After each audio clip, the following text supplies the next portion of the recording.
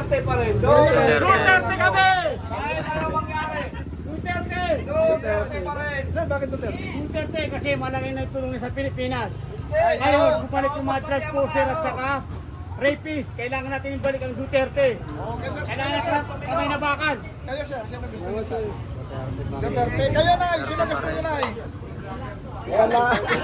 Madami na ang ano kasi maganda Duterte kasi lahat ng mga kriminal natatakot, pati mga polis. Wala kang makikita, mga snatcher. Pag Duterte. Yan sir. Ay sa ngayon wala eh. Balikan na lahat eh. Dati pansamantala. Nawala, tumino.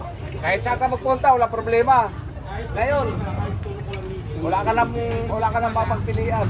Alam niyo kung bakit? Noong panahon po ni Duterte, at talaga ho nakameron na iwasan po talaga ang maraming drugs ng panahon ng presidente si Duterte.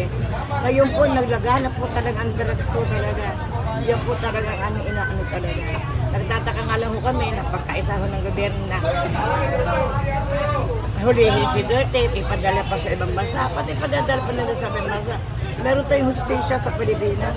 Dapat dito niya nililitis ang mga problema yan. Eh mga adik na yan, hindi naman papatay niya kung walang kasalanan eh.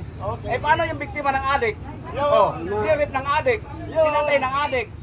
Dapat ibalik ang mga Duterte.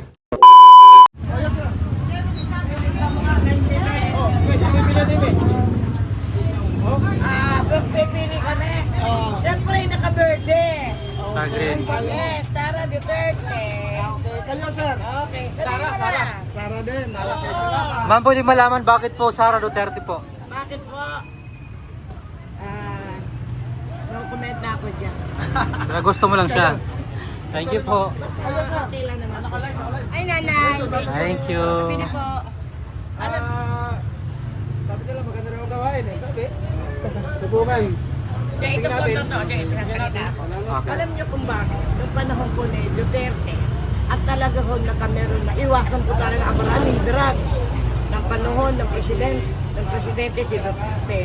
Ngayon po naglagana po talaga ang drugs po talaga. Yan po talaga ang inaano talaga.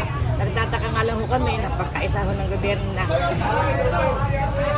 hulihin si Duterte, ipadala pa sa ibang bansa, pati ipadadala pa nila sa ibang bansa. Meron tayong hustisya sa Pilipinas. Dapat dito niya nililitis ang mga problema yan. Isa lang po.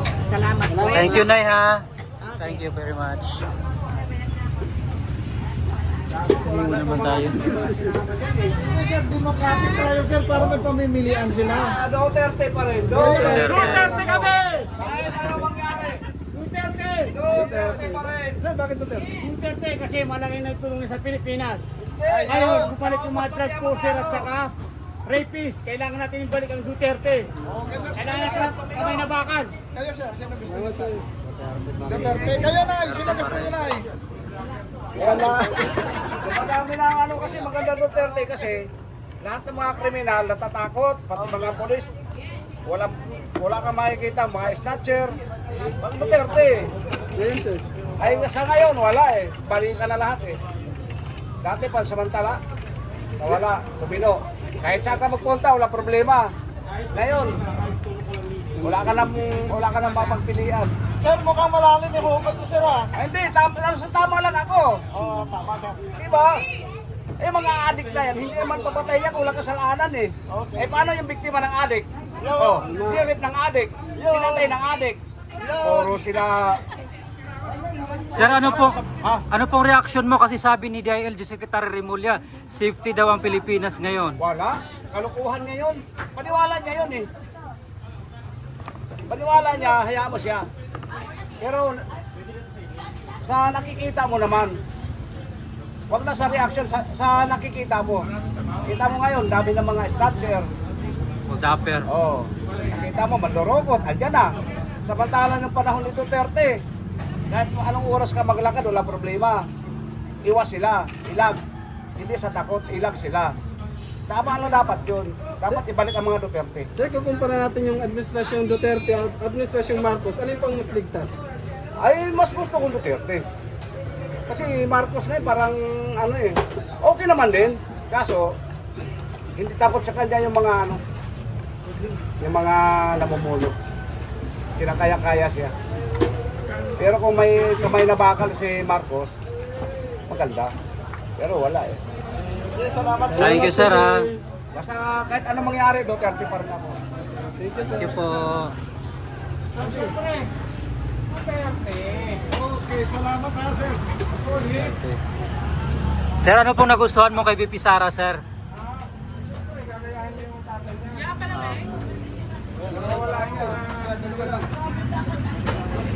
Kayo sir. Kayo ma'am. Kayo ma'am. Ha? Lenny kayo. Sige, salamat.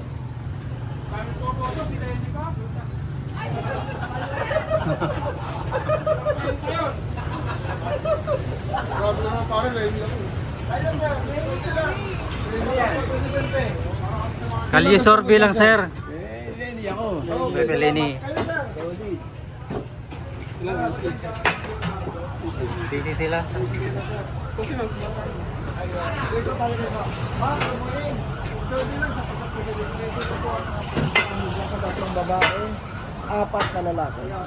Capital po. Capital po. Salamat. Kayo, sir. Sino gusto mo sino? Sara?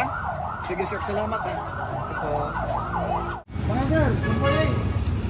Nagpapahinga naman kayo. So, bilang sa pagkapresidente, sino gusto nyo dyan sa 4 na lalaki, 3 babae? Sara. Ako, sa Duterte ako, Sara. Duterte. Kay Sara. Kayo, sir. Sara. Kay Sara. Kayo, sir. Sara din. Kay sir, yung isa doon sa dulo. Sara din po kayo. Sara. Sir, pwede malaman bakit po nagustuhan niyo si VP Sara? Maganda naman pala ako ng unang tatay niya. Gusto mo yung mahigpit, sir? Yung kamay na bakal? Basta yung anong tinapos ng tatay, ganun yun ang gawin ng anak niya. Tatapusin din ang gawin sa huli. Pero nung ganito, wala pang sa bago natin, wala pa na wala pa na bago sa presidente natin ngayon. Naunang-unang na. Umaluma sa balita.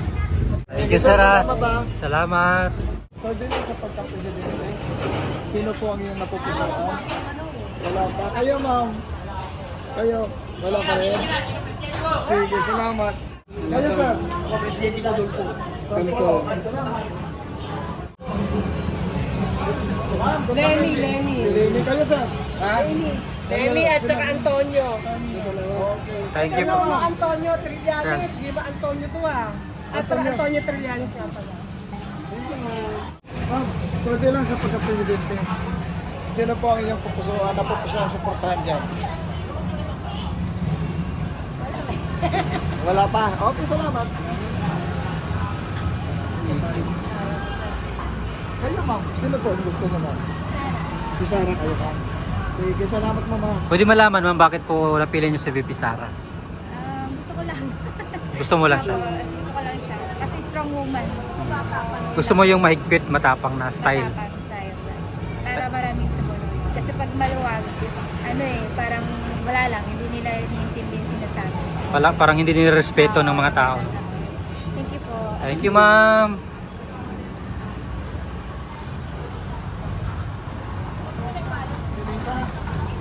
Si Risa? Okay, salamat. Kayo, sir? Tulpo. Sara. Sino? Tulpo. Si Tulpo. Tulpo. Okay, salamat.